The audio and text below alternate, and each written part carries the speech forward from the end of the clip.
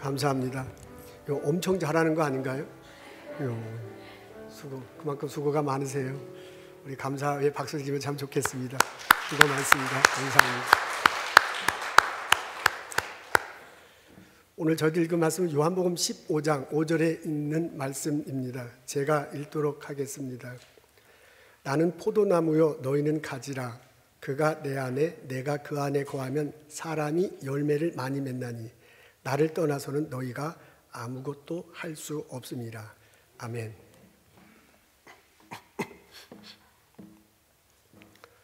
요한복음 15장에 있는 말씀 읽습니다. 이 말씀을 읽고 묵상하노라면 그림이 잡혀요. 포도알, 포도송 알이 당글 아주 잘 연그른 포도송이가 보입니다. 그러면서 그 포도송이가 많아지더니 포도나무가 보이고요. 그 포도나무가 점점 많아지더니 거대한 포도밭이 눈에 들어옵니다.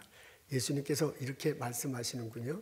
우리 앞에 있습니다. 우리 다 같이 한 목소리로 읽겠습니다. 시작. 나는 포도나무요 너희는 가지라. 그가 내 안에 내가 그 안에 거하면 사람이 열매를 많이 맺나니 나를 떠나서는 너희가 아무것도 할 수 없으니라. 예수님이 당신을 포도나무라고 하고요. 우리를 가지라고 합니다. 그래서 포도와 가지로 비유해서 예수님과 우리들의 관계를 설명합니다. 가지는 가지는 나무에 붙어 있어야 돼요. 그래야 영양분과 수분을 받습니다. 가지는 나무에 붙어야 살지 아니면 떨어져 있으면 죽습니다. 가지는 나무에 붙어 있어야 돼요. 그래야 존재감을 찾고 언젠가는 열매를 맺게 마련입니다. 이것을 빗대어서 예수님이 우리와 예수님과의 관계를 설명하는군요. 예수님과 나와의 관계를 포도나무에 빗대어서 말하는 것입니다. 우리가 예수님에게 붙어 있어야 돼요. 그래야 살 수 있습니다. 예수님께서 주시는 은혜로 우리는 살아갑니다. 우리는 예수님께 꼭 붙어 있어야 돼요. 그래야 나의 존재감을 형성할 수 있고 나의 삶 속에서도 열매를 맺게 됩니다. 그런 것을 설명하면서 예수님께서 우리에게 말씀하시는군요. 너가 내 안에 내가 너 안에 있는 것이 참 좋더라. 사도 바울은 이것을 믿음으로 바꾸어서 표현하고 우리들에게 알려줍니다. 로마서 10장 9절에 보면 이런 내용이 나옵니다. 앞에 있어요. 우리 다 같이 읽겠습니다. 시작. 내가 만일 내 입으로 예수를 주라 시인하며 또 하나님께서 그를 죽은 자 가운데서 살리신 것을 내 마음에 믿으면 구원을 얻으리라. 믿는다 라는 그런 표현이 나오는군요. 내가 예수님을 믿는 거예요. 내가 예수님을 믿어서 그가 주다라고 입으로 말한다 하는데요. 입으로 그가 주다라고 말한다는 건 뭐예요? 나는 종이 된다는 거죠. 그래서 예수님과 나와의 관계를 주인과 종으로 설정하고 있습니다. 이렇게 될 때 예수님을 통해서 하나님의 능력이 내게 내려옵니다. 예수님을 통해서 하나님에게 나타난 큰 능력이 있으시죠. 예수님이 십자가에 달려 돌아가셔 죽으셨어요. 그를 사흘 만에 부활시키셨습니다. 이런 놀라운 능력이 있습니다. 하나님께서는요, 그 놀라운 능력을 예수님을 통해서 보여주셨고 그 놀라운 능력을 우리에게도 내려주십니다. 그래서 우리도 죽었다가 살아나는 거지요. 죄로 인해서 죽었는데 이제 예수님 이름으로 새롭게 사는 삶입니다. 새 삶을 샀습니다. 의롭게 되는 겁니다. 우리가 죽어서 지옥에 가야 할 상편인데 살아서 천국에서 영원히 살게 됩니다. 이런 놀라운 능력도 우리들이 경험하게 됩니다. 이것을 구원이다라고 이렇게 표현했습니다. 여러분, 이 예수님의 비유와 사도 바울의 가르침은 똑같은 맥락입니다. 예수님이요, 나는 나무니 너희가 가지 내게 붙어 있으라. 그 말은 사도 바울이 뭐라면 예수를 믿는다. 그래서 예수님이 주인이고 내가 종이 된다 라고 그렇게 표현했습니다. 가지가 나무에 붙어 있어야 살죠. 그리고 존재감을 찾죠. 그런 것처럼 예수님 안에 있을 때 내가 구원받아서 존재감을 찾을 수 있다라고 그렇게 표현했네요. 그리고 예수님께서 열매를 맺는다라고 말한 것을 사도 바울은 그 구원을 얻는다라고 표현을 했습니다. 여러분, 이게 표현은 다르지만 같은 내용이에요. 예수를 그리스도로 고백하는 겁니다. 내가 예수님을 믿을 때 예수님은 나의 주인이 되고 나는 종된 나의 삶 속에서 나서 구원을 얻으며 살아갈 수 있습니다. 그걸 예수님은 뭐라고 하냐면 나는 나무고 너희는 가지다 라고 그렇게 표현했군요. 그래서 너가 내 안에 내가 너 안에 있어야 할 것이다 라고 말합니다. 이 내용을 곰곰이 생각해 보면 참 마음으로 이렇게 와닿는데요. 그러면서 또한 질문이 생깁니다. 마음으로 믿는다는 것이 도대체 무엇인가? 여기 보니까 입으로 주를 시인한다고 그래요. 그건 쉽죠. 입으로 예수가 주다라고 이렇게 말을 하는 거예요. 근데 마음으로 믿는다, 마음으로 믿고 입으로 시인한다고 그래요. 그 마음으로 믿는다는 게 무엇일까 하는 궁금함입니다. 저는 이런 궁금함이 어렸을 때부터 생겼어요. 어렸을 때부터 이제 주일학교 다니면서 궁금한 것들이 참 많은데 그 중에 하나가 이거예요.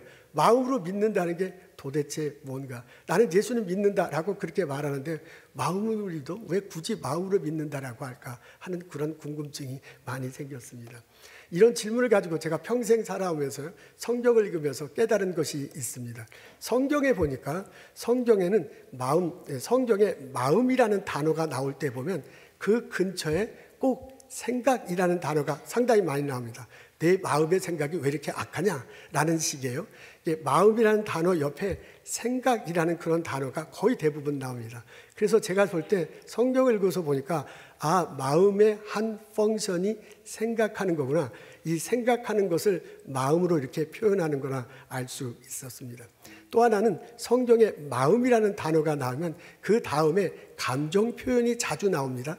예수님이 겟세마네 동산에서 기도하자고 제자들에게 부탁할 때 내가 마음에 죽게 생겼으니 너 기도해달라 이제 이렇게 얘기하잖아요. 그런 식으로 예수님의 감정 표현이 담겨 있어요.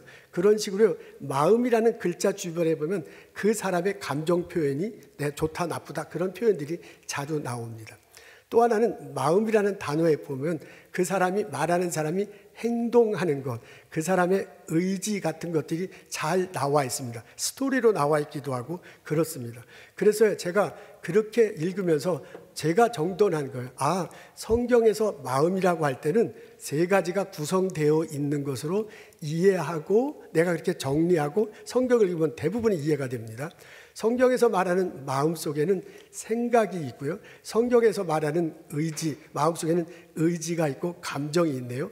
요 세 가지로 구성되어 있는 것을 마음이라 한다라고 그렇게 이해한 겁니다.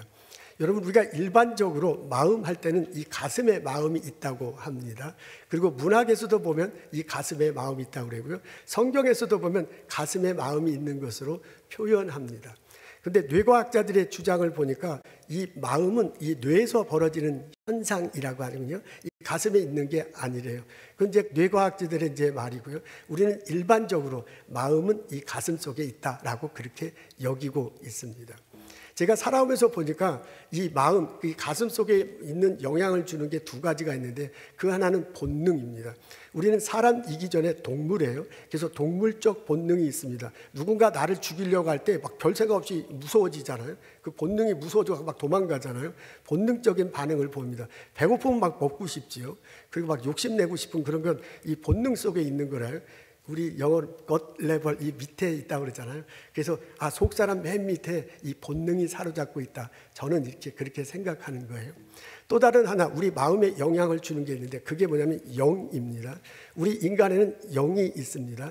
하나님께서 인간을 창조하실 때 생명을 불어넣으셨잖아요. 그래서 우리 속에 들어와 있습니다. 살아있는 영으로 이렇게 있어서 그 영이 마음에 영향을 주고 우리들 속사람, 내 생각, 내 감정, 내 의지, 내 본능에 영향을 주면서 나를 이렇게 행동하게 합니다. 그래서 그 영은 이제 머리에 있다라고 이렇게 생각하는 거예요. 여러분 앞에 다이어그램이 있는데 이거는 제가 정돈한 겁니다. 우리 성경에도 보면 겉사람이 있고 속사람이 있다고 그래요. 겉사람이 얼굴, 몸, 다리 이렇게 형성되어 있죠. 성경에 적혀져 있는 것을 곰곰이 읽어보면 성경에는 속사람이 이런 식으로 형성되어 있는 것처럼 저는 그렇게 생각하고 여겨진 거예요. 우리 속사람의 한 마음에는 마음이 있습니다. 마음과는 생각, 감정, 이성이 생각, 감정, 의지, 행동이 이렇게 작용하는 거 있고요. 그 밑에는 본능이 있고 그 위에는 영이 있습니다. 이게 우리 속사람의 모습이다라고 제가 정돈한 거예요. 성경을 읽고 제가 이렇게 정돈한 거고 이렇게 성경을 읽으면 많은 것들이 이해가 됩니다. 로마서 10장 9절에 보면 마음으로 믿고 입으로 시인한다 그러는데 그 마음으로 믿는 게 무엇이냐라는 게 지금 질문입니다. 여러분, 이 다이어그램을 통해서도 마음으로 믿는다는 것이 설명이 가능합니다. 우리 마음의 작용 중에 가장 큰 것이 생각하는 겁니다. 자꾸 생각하다 보면 마음이 움직여져서 나도 모르게 행동하게 됩니다. 그렇게 생각을 통해서 믿어지는 사례가 성경에 나옵니다. 사도행전 8장에 보면 빌립과 그 이디오피아 그 내시가 이제 만나는 장면입니다. 이디오피아 내시가요, 예루살렘을 방문하다가 이디오피아로 돌아가면서 마차 안에서 성경을 읽는데 그때 하나님께서 빌립을 보내시잖아요. 그래서 빌립이 이디오피아 내시에게 물어봐요. 내가 읽는 것을 깨닫느냐? 라고 그렇게 물어봐요. 그러니까 내시가 대답하는데 가르쳐주는 사람이 없는데 어떻게 깨닫습니까? 라고 얘기하네요. 그러니까 빌립이 그 마차를 타고 가르쳐줘요. 그러고 난 다음에 세례받았다라는 내용이 나옵니다. 여러분, 세례받았다는 것은 뭐예요? 예수를 믿었다는 거죠.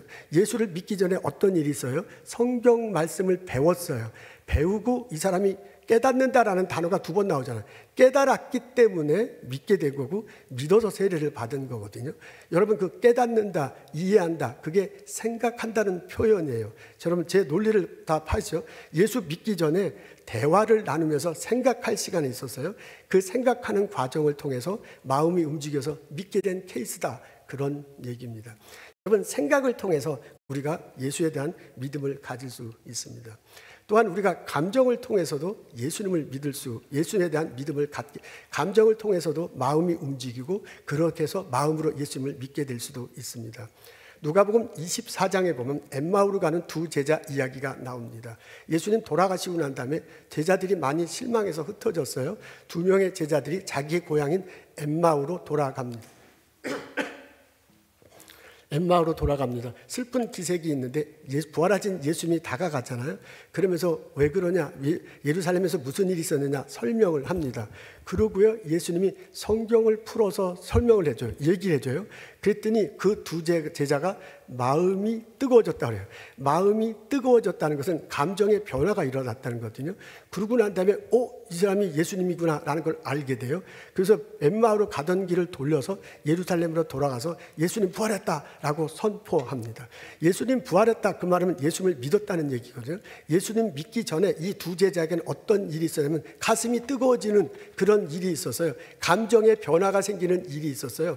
그 감정 변화하는 과정을 통해 마음으로 감정을 변화하면서 예수님을 알아보고 믿게 된 거거든요. 그걸 성경을 뭐라고 표현하면 마음으로 믿게 된 거다. 마음의 한 작용이 감정이니까 그걸 마음으로 믿게 된 거다라고 그렇게 표현했다, 이 말입니다. 여러분, 감정 변화를 통해서 예수님을 알게 되고 믿으면서 그 다음에 마음으로 고백할 수도 있습니다. 또 한편으로 의지를 통해서 마음의 변화를 느끼고요. 그리고 예수님을 믿게 될 수도 있습니다. 사도행전 10장에 보면 고넬료 이야기가 나옵니다. 고넬료가 하나님을 경배하는 사람이었다고 하는군요. 하나님께 경건하고요, 경건한 삶을 사고 기도해, 그리고 하나님의 말씀대로 이렇게 구제 활동하려고 굉장히 노력했다고 합니다. 그 사람이 왜 그렇게 했겠습니까? 하나님 말씀대로 살려고 했기 때문에, 하나님 말씀대로 살고자 하는 마음이 있어서, 다른 표현을 하면 그런 의지가 있어서, 그런 의지가 있기 때문에 행동으로 옮긴 거예요. 그래서 그렇게 막 구제하면서 살아가고 있었습니다. 근데 그분이 예수님을 몰랐대요. 그리고 베드로를 통해서 예수님 소식을 듣고 초청을 해서 예수님 말씀을 듣습니다. 그때 성령께서 역사하셨대요. 그리고 온 가족이 세례를 받았다는 내용이 나옵니다. 여러분, 이것도 그냥 합리적으로 이렇게 생각해 보세요. 온 가족이 세례를 받았다는 얘기는 예수님을 믿었다는 거예요. 예수님을 믿기 전에 말씀을 들었다는 거예요. 말씀을 듣기 전에 이 사람이 한 거 뭐냐면 사람들에게 자꾸 구제하면서 하나님 말씀대로 살려고 자꾸 말하는 거야. 그러니까 믿기 전에 몇몇 단계이지만 이 사람 마음속에는 어떻게 하든 하나님 가르침대로 살고자 하는 의지, 어떻게 하면 하나님 말씀대로 살고자 하는, 행동하고자 하는 그런 것이 있었다는 거예요. 그것이 영향을 주어서 마음을 움직이고 결국은 예수님을 믿게 됐다, 그 말입니다. 그렇게 의지가 발동해서 행동을 해서 마음을 움직여서 예수를 믿을 수도 있습니다. 여러분, 본능을 통해서도 예수님을 믿을 수 있습니다. 사도행전 3장에 보면 그 성전 미문에 안전뱅이가 일어나는 이야기가 나옵니다. 베드로와 요한이 그 베드로와 요한이 성전에 가죠. 앉은뱅이가 앉아 있어요. 내가 일어서기를 원하냐 그러니까 무슨 소리입니까? 나는 일어서기를 원합니다. 답합니다. 그때 나사렛 예수 이름으로 고하는 일어나라니까 앉은뱅이가 일어나요. 그러면서 그 앉은뱅이가 찬양을 하고 하나님께 찬미하는 내용이 나옵니다. 여러분 그것도 그러니까 예수님의 능력을 경험한 거거든요. 치유의 능력을 경험한 거거든요. 예수님을 만난 거예요. 이 사람은 예수님을 믿게 됐어요. 근데 예수님을 믿기 전에 어떤 일이 있었나요? 이 사람은 예수님에 대해서 생각해 본 적이 없을 거야. 이 사람은 예수님의 말만 들으면 막 가슴이 뜨거워지고 막 울음이 나고 그런 경험을 해본 적, 감정적 변화한 적이 없어. 그 사람은 예수님의 가르침대로 살려고 살아봤을까? 그것도 잘 모르겠어요.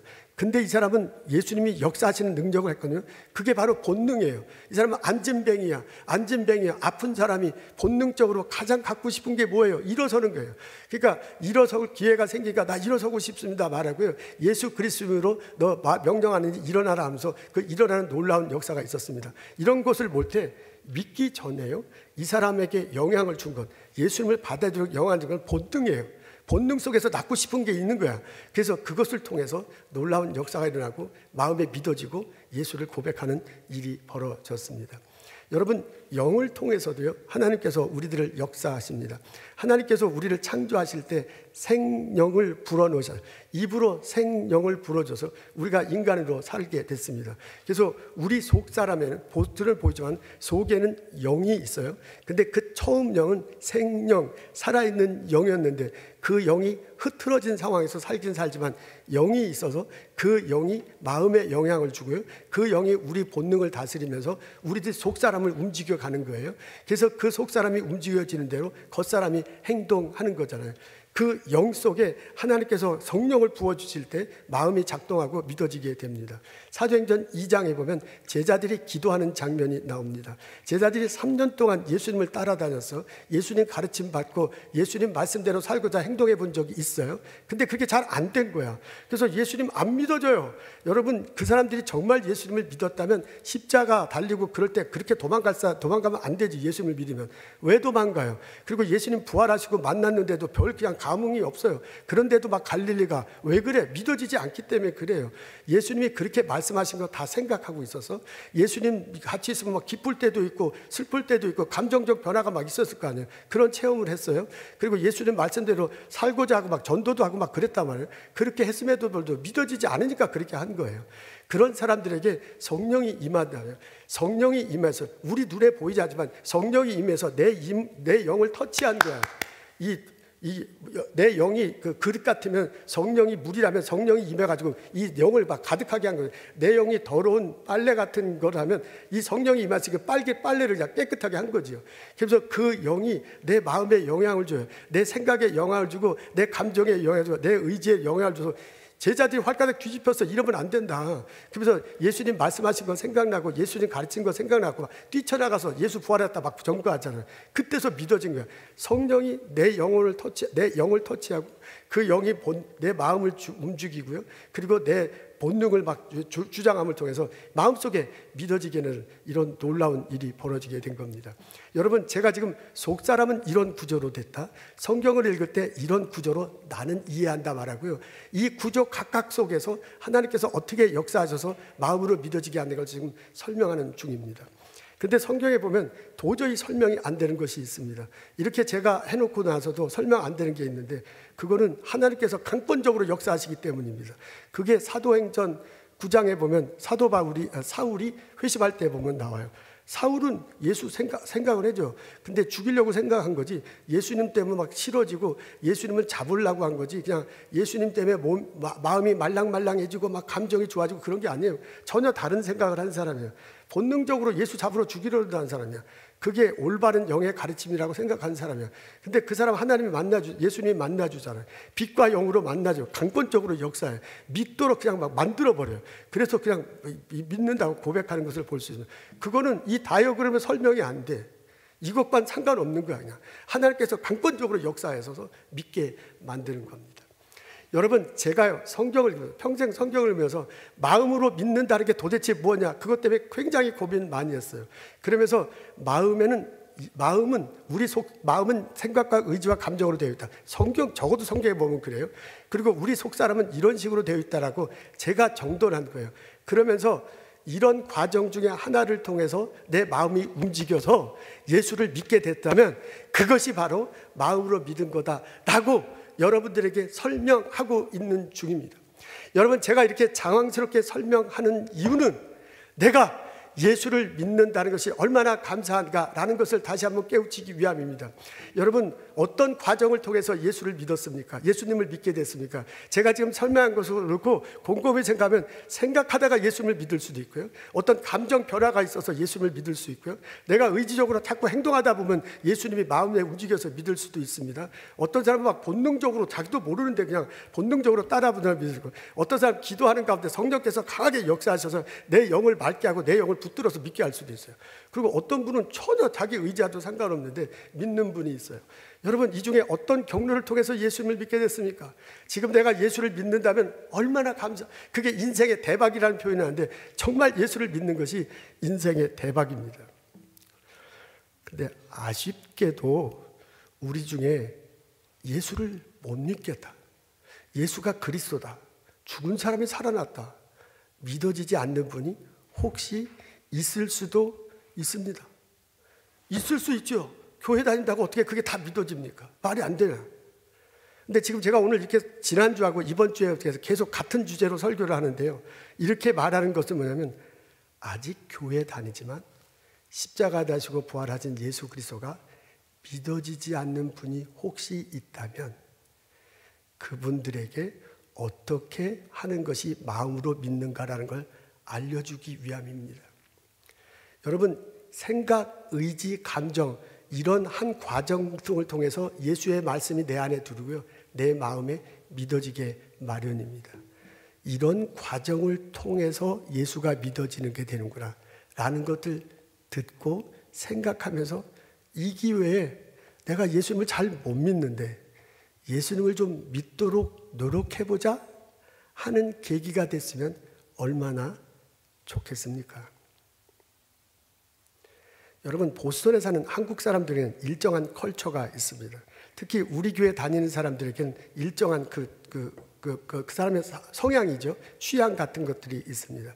저희 교회 교우들은 이게 말이 안 되는데 믿어라, 합시다 그러면 되게 불편해해요. 이게 모든 걸 다 믿는 게 합리적으로 설명할 수 있는 건 아니지만은 그래도 어느 정도 이렇게 설명이 가능하고 어느 정도 합리적으로 일처리를 하고 난 다음에 믿읍시다, 합시다 해야지 무조건 믿읍시오, 무조건 하십시오 하면은 되게 마음이 불편해.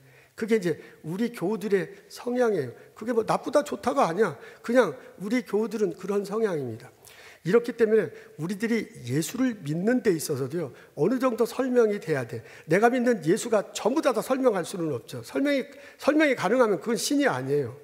그렇지만 설명할 수는 없지만 그래도 어느 정도 설명하고 어느 정도 합리적인 방향을 제시해야 그래도 좀 이렇게 듣고 마음이 이렇게 오는 그런 성향을 갖고 있습니다. 이런 성향을 갖고 있는 사람은 생각이 깊은 건데 생각에서 어느 정도 정돈이 돼야지 믿어지는 거예요. 그런 우리들에게요, 이 예수님의 가르침이 어느 정도 생각이 정돈돼야 마음속에 이제 받아들이고 믿게 됩니다. 이런 우리들 성향에게 가장 좋은, 가장 적합한 방법이 성경 공부입니다. 성경을 놓고 공부하면서요, 일방적으로 선생님이 막 가르치는 게 아니잖아요. 우리 교회는 그렇게 안 합니다. 이제 그렇게 하고 대화를 나누잖아요. 성경을 놓고 대화를 나눠. 내가 이해한 바가 무엇이다, 내가 아는 바가 무엇이다, 그 성경을 놓고 우리가 대화를 합니다. 그리고 그 성경을 놓고 하다 보면 자기의 삶을 나눌 수도 있습니다.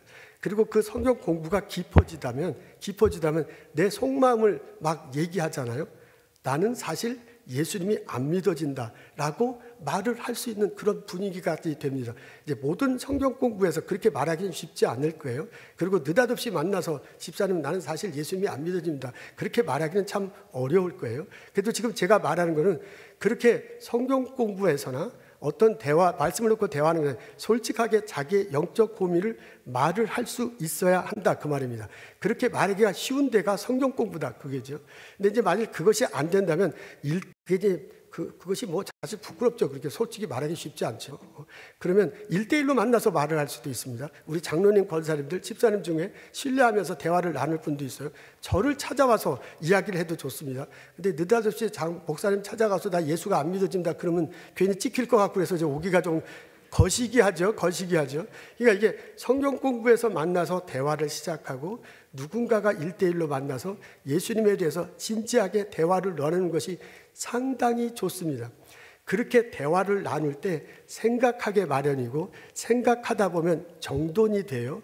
그때 대화를 나누고 생각하고 정돈하는 과정 중에 하나님이 역사하시는 거예요. 성령님이 내려오셔서 그 사람의 영혼을 만지작거리는 거죠. 그 사람의 영혼을 따뜻하게 하고 축축하게 해주는 거죠. 그리고 그 영이 마음을 자꾸 터치해서요, 생각을 정돈하고요, 그런 과정 중에 믿어지는 거예요. 그런 놀라운 역사가 일어날 수 있습니다. 그래서 저는요, 예수 믿지 못할 수 있죠.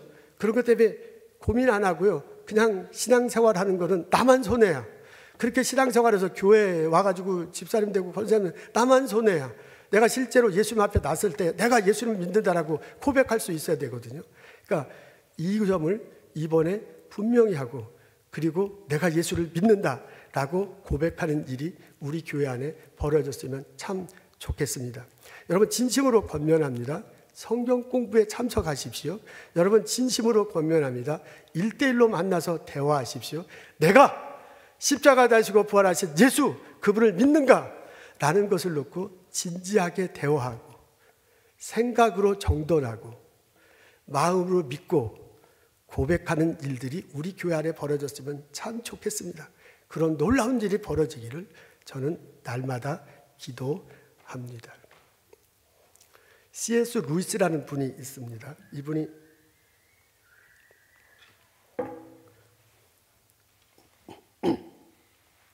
옥스퍼드 대학교 영문학과 교수였어요. 현역을 할 때는 옥스퍼드에서 가르치고 나중에 은퇴하고는 케임브리지에서 가르쳤습니다. 이분이 1989년도에 노던 아일랜드의 벨파스트라는 곳에서 태어났습니다. 어렸을 때부터 동화, 신화 같은 걸 읽기를 좋아했대요. 그래서 그거 읽고 형하고 상상력을 막 발휘해가지고 막 있지도 않은 얘기 막 꾸며내기, 이제 그런 걸 하는 걸 형하고 하는 것을 참 좋아했다고 합니다. 9살 때 엄마가 굉장히 아파요. 그래서 진심으로 하나님께 기도합니다. 하나님 고쳐주십시오. 어머니와 함께 행복하게 살게 해주십시오. 그 어머니가 계속 아프시다가 돌아가셨습니다. 그것이 9살 소년에게 큰 영향을 줬어요. 하나님이 기도하는데 왜 들어주시지 않는가? 하나님이 계시다면 왜 이런 고통이 있고 죽음이 있는가? 그런 걸 생각할 때 하나님은 계시지 않다라는 그런 생각이 들었습니다. 그래서 지금도 나는 하나님을 믿지 않겠다. 중고등학교 다닐 때 철저한 무신론자로 살았습니다. 옥스퍼드 대학교에 입학했군요. 대학교 다닐 때 제1차 세계대전이 일어났습니다. 1917년 1차 세계대전이 일어났군요. 이제 학교 다니다가 군대에 들어갔습니다. 육군 장교 후보생으로 갔다가 나중에 소위로 임관해서 전투에 참석합니다. 프랑스 북부에 있는 썸밸리라는 지역에서 전투에 처음 참석했대요. 근데 이제 참호에 있어서 독일군을 맞이하는 게, 우리 참호가 뭔지 알죠? 이렇게 땅 파놓고 그 속에 들어가서 총 겨누고 있는 거죠. 그게 참호 속에서 이제 독일군과 대치하고 있는데, 폭탄이 떨어져가지고 자기 참호 바로 옆에 떨어져서요, 같이 있던 사병 2사람은 죽고 본인은 큰 부상을 입습니다. 근데 그 포탄이 독일군한테 온 게 아니라 영국군이 쐈느다 오발해갖고 떨어진 거예요. 그래갖고 자기는 영국군인데 영국군이 쓴 포탄에 맞아서 죽을 뻔했습니다. 같이 있던 사병은 죽고 자기는 후방으로 옮겨져서 병원에 있게 됐는데, 병원에 있고 막 아프잖아요. 고향 생각도 나고, 그 다음에 죽은 사병들 생각, 같이 있던 사람 죽었고 자기는 사라지니까 막 죄책감도 있고요. 그래서 막 별 고향 생각, 우울증에 빠지고 그럽니다. 그러면서요, 하나님, 신이 있다면 왜 이런 일이 벌어지는가? 신이 있는데 왜 우리가 이렇게 서로 싸우고 아군이 쓴 총에 우리가 죽어야 되는가? 이런 많은 고민들을 한 듯합니다. 전쟁이 끝났어요. 옥스퍼드에 돌아오고 이제 학교를 졸업하고 가르치기 시작합니다. 그리고 옥스퍼드 대학교의 교수가 됐습니다. 1931년 9월 달에 이제 산책을 가게 됐는데, 그 옥스포드가 이제 대학교로 만든 아주 아름다운 타운이에요. 여기 가보셨죠? 그 이제 아주 산책로가 좋은 곳이 참 많던데, 그 이제 산책을 하는데 J.R.R. 톨킨이라는 사람과 같이 산책을 합니다. 그분도 영문학과 교수였어요. 이분이 반지의 제왕이라고 여러분 아시죠? 여러분 자녀들 막 그 책 다 읽고 영화 다 봤을 건데 그것을 쓴 사람이라. 그러니까 영문학계 한 획을 긋는 사람 중에 한 사람이죠. 그 J.R.R. 톨킨하고 C.S. 루이스가 둘 다 영문학과 교수예요. 그래서 이제 그 산책로를 걸어가면서 대화를 나누는데 대화 주제는 이런 거예요. 신화는 신화다. 신화는 그냥 허구의 이야기지 신화는 실제 사건은 아니다 라는 주제를 놓고 대화를 나눕니다. 그러면서 그 대화 나눈 내용이 소개되어 있군요. 이렇게 내야합니다. C.S. 루이스 교수가 이렇게 얘기합니다. 나는 신화를 사랑해. 북유럽 신화, 그리스 신화 아름답고 감동적이지. 하지만 결국은 거짓말이잖아. 아무리 감동적이어도 사실이 아니라면 무슨 의미가 있겠어? 그랬더니 그 톨킨 교수가 이렇게 말합니다.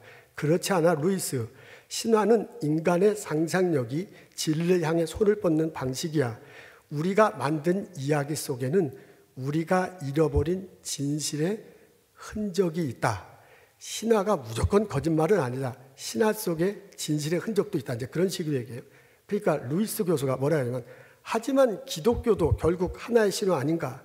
신이 인간이 되고 죽고 부활한다니 그건 환상적이다. 말이 안 된다라고 그렇게 말해요. 그냥 톨킨 교수가 그렇기 때문에 기독교는 특별한 거다. 기독교는 진짜로 일어난 신화다. 예수님의 이야기는 신화의 구조를 갖고 있지만 실제 역사 속에서 일어난 사건이다. 신화로 이야기되지만 실제로 일어난 사건이다. 톨킨 교수는 그렇게 얘기하는 거예요. 이런 식으로 대화를 나누다가 또 한참을 걷다가 이 루이스 교수가 자기의 속내를 말합니다. 나는 늘 무언가를 갈망해. 설명할 수 없는 그리움. 하지만 그냥 그건 환상일지도 몰라. 무언가를 갈망해. 심적인 걸 갈망하는 게 우리 영속에 있는 거죠. 그랬더니 톨킨 교수가 이렇게 얘기합니다. 아니야. 배고픔은 음식이 있기에 생기고 갈증은 물이 있기에 생겨. 그렇다면 이 세상 너머를 향한 갈망은 무엇을 가리키겠느냐? 그 갈망은 하나님을 향한 너희 영혼의 반응이야. 이해되시죠? 그러니까 루이스 교수가 그렇다면 예수님의 죽음은 단순한 상징이 아니라 실제로 일어난 구속의 사건이라는 거야. 너가 지금 말하는 게 이제 막 따지면서 얘기했겠죠. 네, 톨킨 교수가 말합니다. 맞다. 하나님은 인간이 되셨고 우리를 위해 죽으셨고 다시 살아나셨어. 그분은 모든 신화가 암시하던 진리를 완성하신 분이다. 이런 식의 대화를 나눴답니다. 이런 식의 대화를 나누는데 C.S. 루이스가 나중에 쓰기를 자기 내면 속엔 전쟁이 일어난 것 같았대. 자기는 신화가 거짓이라고 자꾸 얘기했는데 이 사람은 신화가 다는 거짓이 아니다. 성경에도 신화의 이야기로 접해지지만 그것은 진리를 담고 있는 거다. 너가 지금 막 갈망하는 것은 영적 갈급함이고 그 영적 갈망은 왜 생기냐? 하나님께서 너에게 생명을 넣어줬는데 그 생명이 식었기 때문이다. 그런 식으로 막 설명하는 거거든요. 그냥 막 화가 나가지고 그냥 마음속에 전쟁이 일어났다고 합니다. 근데 그 대화하고 마음속에 전쟁하면서 계속 생각하는 거잖아요. 여러분 계속 생각하면서 며칠을 보내요. 그렇게 자기 혼자 계속 생각하면서 며칠을 보내면서 뭐라고 썼냐면 이성과 뭐라고 썼더라? 그러면서 이성과 성경에서 이성과 감정, 상상력과 논리 사이에서 막 왔다 갔다 하면서 자기가 갈팡질팡하면서 결정을 못 내리는 거야. 근데 놀랍게도요, 그렇게 자꾸 대화하고 생각을 막 하는 중에 생각이 정리돼요. 생각이 정리되면서 예수님이 믿어지더래요. 생각이 정리되면서 믿어지는 거야. 그래서 나는 하나님을 믿겠다라고 결심하고요. 그 다음 날부터 교회 다니기 시작했답니다. 그 성경을 읽으며 예수 그리스도의 구속의 의미를 확신하고 그리고 이분이 예수를 믿기 시작했습니다. 나중에 이제 옥스퍼드 대학교 영문학과 교수였죠. 학생들을 가르쳐요. 그리고 BBC 라디오에서요. 그 강연을 하면서 대중들에게 설명을 합니다. 그리스도의 복음을 논리적이고 아주 쉽게 설명하는 것으로 많은 사람들에게 평판을 받았다고 합니다. 순전한 기독교, 고통의 문제, 나네아 연대 이야기. 여러분 읽으신 분들, 여러분 자녀들은 거의 다 읽습니다. 그 책을 쓴 분이 바로 C.S. 루이스입니다. 나중에는 기독교 변증하는데 아주 선두주자로 사과합니다. 여러분, 제가 이분을 왜 소개하냐면 이 사람이 대화를 했다는 거예요. 성경을 놓고 대화를 했고, 성경을 놓고 대화한 것을 생각했다는 거예요. 지금 제가 말하는 거는. 그 생각하는 과정 중에 하나님이 성령으로 임하셨어요. 생각을 정돈하게 하시고요. 생각이 정돈되면서 믿도록 하나님께서 인도해 주셨다. 그래서 바울이 얘기하잖아요. 구원은 하나님의 은혜로 된 것이라는 것이 바로 그것입니다. 여러분, 성경 공부에 참석하십시오. 성경을 읽고 묵상하십시오. 사람들과 대화를 나누십시오. 그럴 때 여러분 생각이 정돈될 거예요. 그런 과정 중에 하나님께서 은혜를 내주시고 함께 참석해서 언젠가는 내 생각이 정돈돼, 언젠가는 내 의문의 답이 일어나, 언젠가는 자기도 모르게 마음속에 믿어지는 거야. 그런 일들이 벌어질 줄로 믿습니다. 저는 이런 일이 벌어지길 소망합니다. 교회 다니면서도 예수 안 믿을 수 있죠? 있으면 안 되겠지만, 안 믿어지는 거 어떻게 안 믿어지는 거, 자꾸 믿으라고 한다고 믿어지는 거 아니야. 할 수 없어. 그거는. 저는 그분들에게 말합니다. 저는 그분이 누구지만 그분을 놓고 기도합니다. 내가 말씀을 놓고 적어도 고민을 해야 돼. 성경 공부에 참석해야 돼. 1대1로 대화를 해야 돼. 어떻게 하든 그 성경을 놓고 내가 자꾸 생각을 해야 돼요. 그게 우리에게 가장 좋은 길이야. 자꾸 생각하다 보면 하나님께서 내 생각을 주장하시고요, 내 생각을 정돈시키고요, 나를 하여금 믿게 하는 놀라운 일들이 벌어집니다. 우리 성령학교 교우들이 날마다 예수님을 믿고 예수님 안에서 열매 맺으면 참 좋겠습니다. 나는 포도나무에 너무는 가지라고 그랬어요. 가지된 우리가 포도나무에 붙어 있어야 산다고 그랬어요. 그래야 열매를 많이 맺습니다. 그 열매를 가지고 풍성한 삶을 살 수 있습니다. 그 열매를 가지고 사람들에게 나눠주면 내 주변에 놀라운 포도밭이 형성되는 이런 역사가 있을 것입니다. 십자가에 달리시고 부활하신 예수님, 그분을 마음으로 믿고 입으로 시인하고 신앙생활하는 나와 여러분 되시기를 주님의 이름으로 기도합니다. 기도하겠습니다. 하나님, 십자가를 바라볼 수 있도록 도와주옵소서. 그것이 담겨있는 성경을 읽고 대화를 할 수 있도록 내 마음을 움직여 주옵소서. 그 대화 중에 생각이 정돈되고 예수님이 믿어지도록 역사하여 주옵소서. 마음으로 믿고 입으로 시인하며 신앙생활하는 저희들 되도록 주장하여 주옵소서. 예수님 감사합니다. 예수님 이름으로 기도합니다.